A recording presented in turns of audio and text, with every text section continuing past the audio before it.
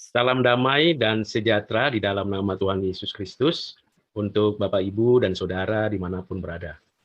Pada video ini saya ingin menjelaskan mengenai hukum alam dan norma yang ada di dalam semesta alam dan di bumi ini, khususnya yang manusia dapat pahami dengan akal budinya, hati nuraninya, dan seluruh kehidupannya.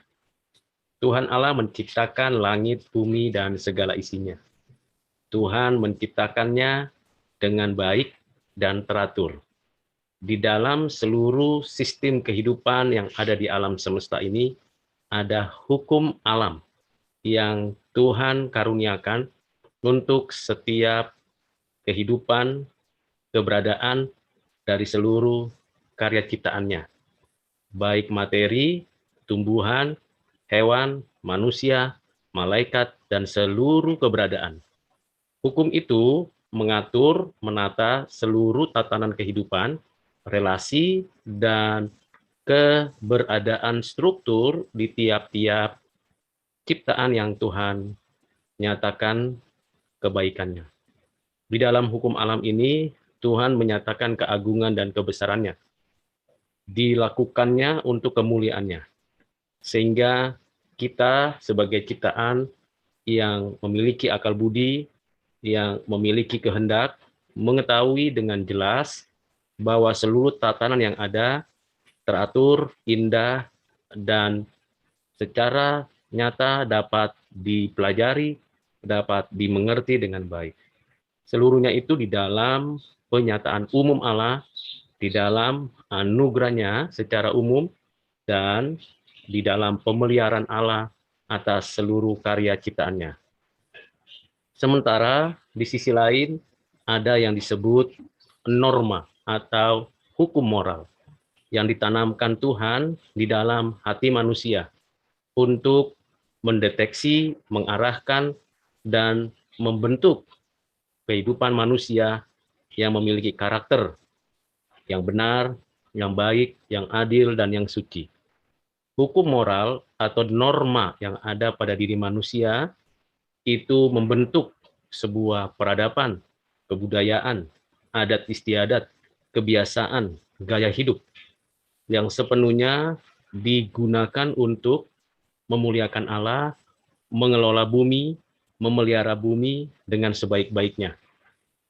Hukum alam dan norma atau hukum moral yang ada di dalam bumi dan segala isinya, dan yang Tuhan tanamkan untuk manusia dapat mengertinya seluruhnya di dalam pekerjaan karya Roh Kudus.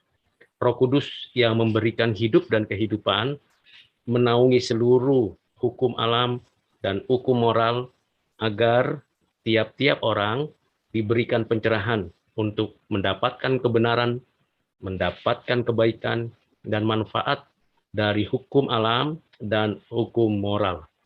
Dan kita dapat memahami itu karena kita adalah ciptaan pribadi segambar serupa dengan Allah. Sehingga kita dapat memahami apa yang baik, yang benar, dan apa yang adil dan suci melalui hukum moral dan hukum alam. Namun, karena manusia sudah berdosa, rusak total, tidak mampu total, dampaknya arah struktur yang seharusnya manusia temukan, manfaatkan, telah mengalami kekacauan. Hukum alam tetap di dalam pemeliharaan kekuatan dan kuasa Tuhan. Hukum moral juga ada, tetapi semuanya mengalami kerusakan, kekacauan, karena manusia sudah berdosa. Sekalipun demikian, manusia yang berdosa masih dikaruniakan anugerah umum, sehingga dimampukan menggunakan akal budi yang sudah tercemar itu pun untuk tetap menemukan kebenaran, merumuskan kebenaran yang ada di setiap entitas, materi, tumbuhan, hewan, manusia, malaikat, yang kelihatan dan yang tidak kelihatan. Semua tatanan itu manusia dapat menemukan setahap demi setahap walaupun kadangkala ada kesalahan, teorinya, konsepnya, bahkan penemuan-penemuannya tidak dimanfaatkan bagi pekerjaan dan kemuliaan nama Tuhan. Dalam kondisi seperti itu pun, kita sebagai manusia perlu menyadari ada kebaikan Tuhan dan ada anugerah Tuhan yang menjadikan apa yang sudah kita temukan, kita buat dengan kreativitas yang Tuhan berikan kepada manusia untuk kita manfaatkan bagi hal-hal yang baik. Tentunya di pihak lain kita lihat kejahatan bertambah-tambah, kerusakan di alam semakin banyak, dan di saat yang sama pengetahuan, pengertian tentang kebenaran yang di alam semakin terlihat terbuka, terjadi sebuah percepatan pengetahuan, teknologi, tetapi juga kerusakan dan kekacauan. Di zaman ini bukan hanya akal budi yang dioptimalkan, kreativitas yang dicoba untuk dimanfaatkan, tetapi juga norma, hukum moral perlu ditingkatkan.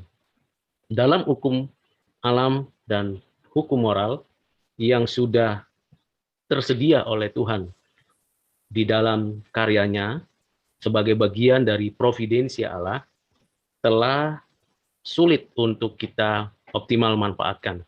Karena itu Tuhan Allah telah menyatakan penebusannya. Penebusan bukan hanya menyelamatkan kita yang berdosa, tetapi juga memulihkan, mentransformasi keberadaan alam ini dan moral yang ada dengan kita ikut terlibat di dalam penebusan hukum moral dan hukum alam melalui pendidikan. Dengan kata lain, kalau kita sebagai orang percaya yang sudah ditebus Kristus, diadopsi menjadi anak Allah, diberi tanggung jawab, mengarahkan semua kemampuan berpikir dan kreativitas kita melalui pemanfaatan hukum alam, pemanfaatan sumber daya yang ada, dan peningkatan hukum moral, maka kita lakukan dengan proses pendidikan dan pembelajaran baik secara formal di tingkat-tingkat pendidikan yang ada sampai dalam bidang informal atau pelatihan-pelatihan untuk meningkatkan kualitas keterampilan. Karena itu, Bapak, Ibu, dan Saudara, dimanapun berada, kita tidak boleh merasa puas dan cukup hanya tahu dan mengerti tentang pengetahuan yang sekarang kita terima, teknologi yang sekarang kita gunakan, tetapi mari kita tingkatkan kualitas kehidupan kita dengan kembali mengoptimalkan akal budi kita, tenaga indrawi kita untuk menemukan, memanfaatkan hukum moral dan hukum alam yang disediakan Tuhan Allah. Dan semuanya hanya bisa terjadi kalau kita sudah di dalam Kristus, sudah di dalam penyertaan Allah, dipimpin dan disertai oleh Roh Kudus. Kiranya dengan apa yang sudah saya sampaikan menjadi bahan pemikiran, perenungan bagi Bapak Ibu Saudara yang menyaksikan video ini. Tuhan Yesus memberkati. Amin.